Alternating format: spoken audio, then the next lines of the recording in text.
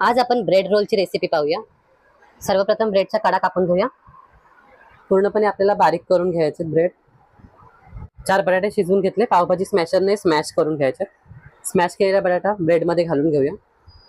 एक मीडियम साइजचा कांदा बारीक चिरून, कोथिंबीर, 1 चमचा काश्मीरी मिरची पावडर, धना जिरा पावडर, थोडी हळद आणि आमचूर पावडर, 1 चमचा आलं लसूण पेस्ट, चवीनुसार मीठ। सर्व साहित्य एकजीव करून घेऊया। छान असा गोळा तयार केलाय। आता आपण याचे रोल बनवून घेऊया। हे बघा, अशा प्रकारे आपल्याला सगळे रोल बनवून घ्यायचे। रोल रेडी झालेत। आता आपल्याला इथे बघा, मी कॉर्नफ्लॉवरचा ना थोडासा घोळ बनवून घेतला, त्याच्यामध्ये हे घालून घ्यायचे आणि या ठिकाणी मी त्या कडांचं क्रम बनवून घेतले, त्याच्यामध्ये हे घोळून घ्यायचे। हे बघा, अशा प्रकारे घोळून घ्यायचे। तयार झालेले रोल आता आपण तेलामध्ये तळून घेऊया।